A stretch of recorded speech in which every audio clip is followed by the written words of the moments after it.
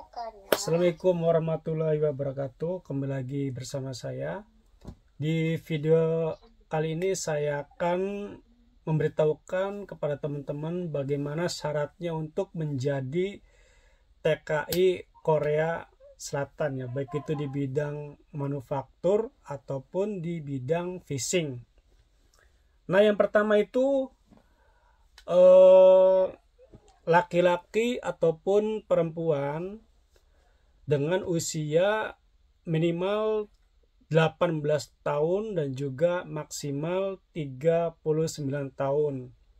Nah, jadi teman-teman yang pengen ke Korea ya, itu maksimalnya umur 39 tahun, baik laki-laki maupun perempuan. Dan juga minimal pendidikan itu SMP atau SMA sederajat atau SMK ya. Dan tidak sedang dicekal untuk bepergian ke luar negeri. Jadi teman-teman yang sudah bermasalah di Korea ya, khususnya kena deportasi, itu tidak bisa ke Korea lagi teman-teman. Terus yang berikutnya itu sehat fisik dan juga tidak buta warna. Jadi teman-teman sebelum ke Korea nih tidak ada kayak sakit dalam ya, kayak TB, terus juga apa lagi tuh? Kayak pokoknya dia harus diperiksa dulu lah ke dokter sebelum daftar ke Korea itu supaya sehat fisik, jasmani ataupun tidak buta warna, baik itu buta warna total maupun buta warna parsial. Nah, setelah itu juga teman-teman harus lulus seleksi ujian kompetensi bahasa Korea. Yang terakhir itu ya. Jadi untuk teman-teman yang pengen ke Korea, jadi teman-teman itu harus belajar dulu ya. Iya, belajar. Supaya kalau misalkan ada ujian bahasa itu teman-teman bisa menjawabnya. Nah, untuk ujiannya, spesifikasinya itu saya tanyakan langsung kepada ahlinya, karena kalau saya itu dulu ya ke Korea itu melalui jalur mandiri. Nah, kalau teman saya ini namanya siapa ini?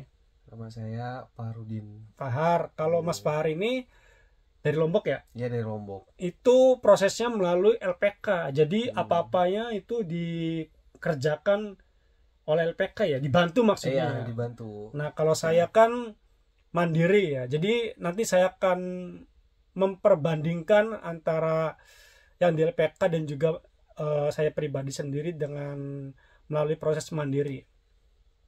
Nah, itu kan tadi kan untuk syarat terakhirnya ya Mas Fahar ya, harus lulus seleksi ujian. Iya. Itu bagaimana itu Mas? Lebih spesifikasinya. Awalnya itu apa dulu, belajar dulu ke LPK atau gimana?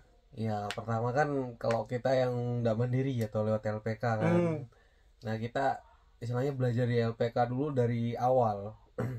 dari hurufnya, terus dari gimana caranya memakai kalimat dan segala hal.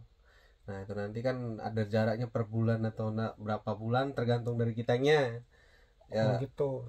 Terus untuk ujian Korea kan dalam mati 2 kali dalam setahun. Nah, berarti yang manufaktur sekali 6 bulan, fishing sekali 6 bulan. Nah, nanti tergantung dari yang kita pelajari itu ya. Kalau memang kita cepat untuk memahami, misalkan cara belajarnya tuh kita cepat untuk memahaminya, ya secara spesifiknya cepat kita untuk tesnya gitu. Jadi ininya kayak gini ya teman-teman ya, misalkan sebelum kita lulus ujian itu ya, maksudnya ujian itu ya, kita harus belajar dulu ya. Ya, belajar. Di LPK itu berapa bulan itu biasanya? Kalau menurut saya kan, menurut saya pribadi sih paling enggak maksimal ya, tergantung dari kita aja, itu maksimal itu 6 bulan. Oh, 6 bulan belajar di LPK itu? Ya, belajar 6 bulan sama di LPK 6 bulan. Nah, begitu ada tes langsung kita ikut. Soalnya kan untuk kalau kita nahan untuk tes, untuk ngikut tes kan, misalnya misalkan kita belajar 6 bulan 8 bulan atau ini terus kita nggak ikut tes tahun ini, otomatis kan tahun depan lagi. Iya, nah, betul. jadinya kan lebih banyak waktu yang terbuang jadinya. Iya. Tuh teman-teman, jadi hal yang pertama harus dilakukan itu teman-teman harus mencari LPK ya. Tentunya LPK-nya juga yang namanya Ya, yang terpercaya lah, yang terpercaya.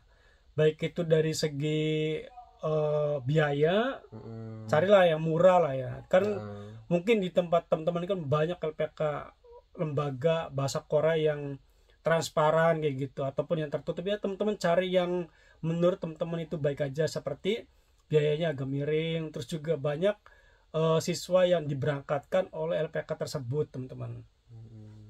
Nah setelah belajar itu kan ada ujiannya. Ujian itu bayar berapa itu kira-kira? Ini kan beda-beda daerah ya. Iya. Nah, kan beda-beda daerah. Kalau saya kan dari misalkan sekarang kan tesnya kan di Semarang ya. Semarang. Ada yang Semarang, ada yang di Jakarta juga. Nah, kebanyakan dari kita yang di Lombok ini ngambilnya itu di Semarang. Nah, berarti nanti itu kalau kita yang di Lombok ini kan harus naik pesawat. Kayaknya paling enggak itu minimal untuk biaya tiket bolak-baliknya, penginapan travel segala itu paling nanti kita ditarik 3,5 juta. Itu bolak-balik itu? Iya, bolak-balik. Itu biaya pas waktu ujian? Itu kan untuk biaya anunya dulu, transportasi. Oh, transportasinya. Transportasinya. Kalau masalah biaya ujian ya paling nanti selesai daftar kan, daftar program G2G nanti paling ada nanti kayak apa sih biaya pendaftaran. Nah, sekitar ya nggak nyampe 500-an lah kalau nggak salah ya.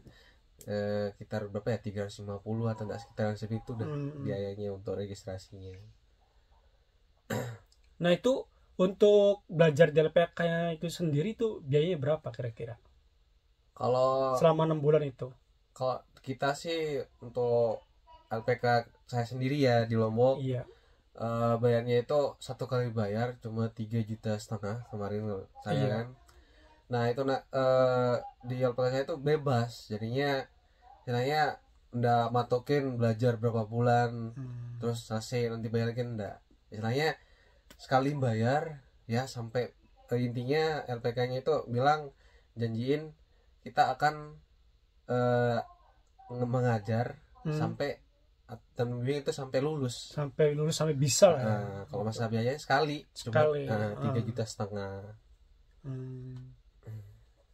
Nah teman-teman, kalau saya pribadi, saya kan jalur ini ya, jalur mandiri. Jadi saya tuh belajarnya di bibi saya, karena bibi saya kan guru LPK.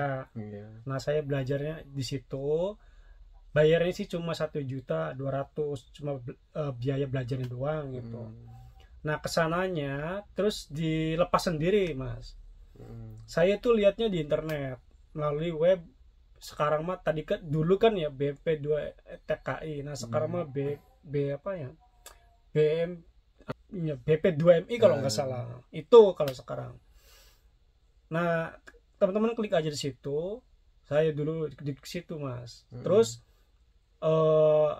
untuk jadwal ujian, terus biaya ujian, biaya pemberangkatan, kalau misal lulus ini ya, itu ada semua. Jadi biayanya itu agak miring. Kayak misalkan biaya medical check up kan sebelum itu kalau udah lulus kan ya harus sending data itu. Sending data itu ke warnet aja itu mas, ke warnet terus bayarnya cuma 10.000. Kalau di LPK kan itu berapa itu? Kalau di LPK saya dulu sih intinya kan kalau kita udah lulus kan, udah lulus semua, nanti per satu orangnya itu dikenakan itu 25 juta. Dan tapi 25 juta itu maksudnya bukan itu kan nanti kan untuk pembayaran. Nah kan ada prosesnya lagi kalau kita lulus kan, kayak pertama kan prelim. Nah kan prelim, terus kan kedua itu pemberkasan sama MCU. Iya.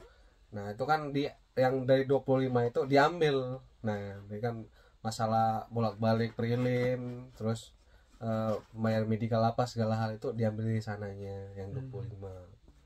Ya yang 25 itu sampai terbang, jadinya kita nggak ada uang tambahan lagi. Ya kan, masalah bayar tiket kan, kalau kan kita kan bayar tiket kan untuk nanti kalau pas sudah sebelum berangkat kan kita kan untuk tiket Indo Korea kan kita bayar. Iya betul. Nah, berarti diambil dari yang 25. Gitu. Jadinya enggak semua 25 terus lagi kita ngeluarin uang, enggak.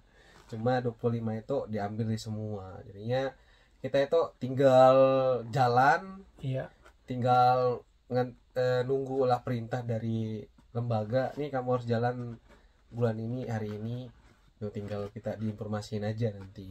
Dan masalah pemberkasan apa, nah kalau masalah pemberkasan itu nanti paling pihak LPK yang ngurus. Jadinya nanti kita tinggal kalau emang ada kekurangan kayak misalkan fotokopi KK atau scanan KK yang kurang, paling nanti kita ditelepon suruh bawa ke lembaga untuk di-scan atau dikirim. Berarti setelah kita belajar itu ya, terus kan ada ujian ya.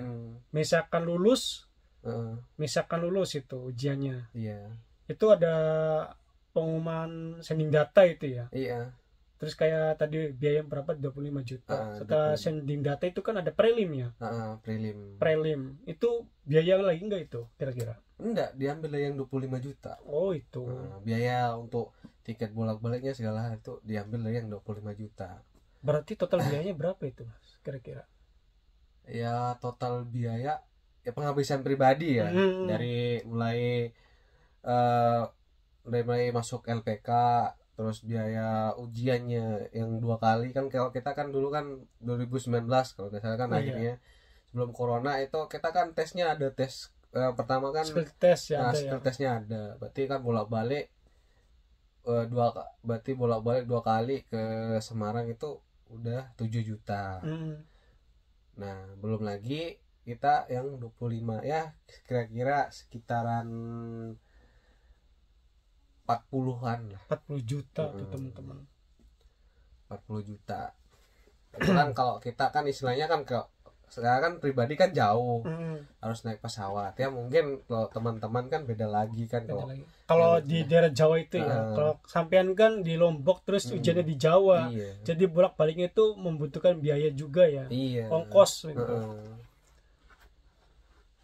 Iya kayak gitu. Berarti sampai tadi berarti proses dari Korea itu yaitu Mas ya, belajar cari LPK yang amanah, terus setelah belajar itu ada ujian, kita ikut ujian, dan kalau lulus itu bakalan ada sending data ya. Sending data dipersiapkan. Sending data itu kayak semacam fotokopi apa itu Mas, KTP, ijazah, terus KK, paspor, KK, akte sama itu ya, medical check up sama buta warna sama izin orang tua, transkrip nilai dan lain sebagainya ya. Itu di scan semua, nanti di sending data, baik itu melalui LPK teman-teman ataupun teman-teman bisa sendiri melalui komputer ataupun melalui di warnet juga bisa. Tapi kalau misalkan udah masuk ke LPK, otomatis semuanya itu dibantu LPK semua ya. Iya, dibantu LPK semua. Jadinya tinggal kita kekurangannya apa nanti tinggal kita lengkapin aja. Nah, kalau saya itu Mas, saya kan pribadi ya. Itu semuanya itu lihat internet. Jadi pas waktu ujian saya lihat di internet itu bayar ujiannya berapa. Nah, terus setelah ujian saya dapat nomor ataupun tesnya di mana itu saya tahu lewat internet juga Mas. Jadi bayar ujian itu saya sendiri, terus ke bayar ke Polda ataupun ke Polda ya itu ya, SKCK Polda, ataupun bikin check up medical check up. Terus Betawara itu saya sendiri ngurus sendiri teman-teman. Memang sih kalau misalkan proses sendiri ya, mandiri itu biayanya sangat rendah sekali teman-teman. Saya total itu Mas, bolak-balik sama sampai saya terbang itu total sekitar 13 juta. Itu biaya sendiri teman-teman. Jadi proses sendiri maksudnya. Dari saya mulai bayar ujian sampai saya terbang itu sekitar 13 juta. Itu dulu waktu tahun 2013 18, nggak tahu kalau sekarang mah ya. Itu proses mandiri teman-teman, semuanya dibikin sendiri, baik itu dari SKCK Polda, terus pertama dari Polres dulu ya, Polres, terus Polda, terus dari transkrip apa namanya, buta warna, terus medical check up, terus bikin paspor sendiri saya itu semuanya saya proses sendiri. Nah sampai saya prelim juga ya, lihat apa namanya, program di internet BP2M itu teman-teman. Jadi ada jadwalnya kapan saya prelim, kapan saya terbang, itu saya lihat di situ. Dan emang sih total biayanya itu sangat murah sekali ya. Cuman masalahnya kalau untuk proses sendiri mandiri itu sangat ribet banget Mas. Soalnya apa-apa sendiri. Kalau misalkan dari LPK kan emang mahal ya biayanya, tapi kan semua itu dibantu oleh LPK ya. Jadi kalau misalkan kita pengen kemana, LPK ngarahin gitu. Pengen ngapain, kita LPK ngarahin gitu, kayak gitu. Jadi perbandingan biaya itu sangat transparan banget ya, sangat jomplang sekali, sangat jauh. Dia sampai puluhan juta, sampai hampir 50 juta ya. Dan kalau saya sih 40 lah. Kalau saya itu pribadi ya 13 juta. Itu proses mandiri teman-teman. Nah untuk teman-teman yang pengen nanya-nanya ya untuk proses pribadi, saya akan bantu. Silakan komen di bawah saja teman-teman ya. Ada masukan lagi nggak? Ya untuk teman-teman juga ya, untuk masukan ini sekedar masukan. Nih kebanyakan kasus kan sekarang kan ada biaya tambahan di LPK. Biaya tambahan. Apa itu? Misalkan kan ada yang untuk biaya tambahan selain dari misalkan LPK-nya bilang segini, terus tahu-taunya pas mau berangkat ada lagi tambahan. Nah itu nanti kan kata kepala BP2MI kan, itu nanti kalau emang nanti ada seperti itu, nanti ada yang kayak istilahnya uang terima kasih apanya itu segala halnya kita nggak tahu kan. Nah itu boleh nanti dilaporkan ke BMP2MI. Oh gitu. Dilaporkan saja ya. Dilaporkan saja kalau emang merasa terlalu banyak gitu kan. Kalau emang secara istilahnya kan kalau uang terima kasih apa kan itu kan tergantung dari kita pribadi kan. Kalau emang terlalu banyak terlalu apa, nanti pihak BMP2MI silakan aja lapor ke pihak BMP2MI. Nanti pihak BMP2MI paling dia akan telepon LPK-nya. Biar dia itu nanya apakah betul ini gini. Nah itu nanti lebih jelasnya itu BMP2MI yang akan ngurus. Oh gitu ya. Terus apa lagi Mas? Cuma itu aja. Itu saja ya. Ya teman-teman, mungkin itu saja vlog saya kali ini untuk persyaratan kerja di Korea Selatan. Kalau ada pertanyaan silakan tulis saja di komentar. Kurang dan lebihnya mohon maaf. Wassalamualaikum warahmatullahi wabarakatuh.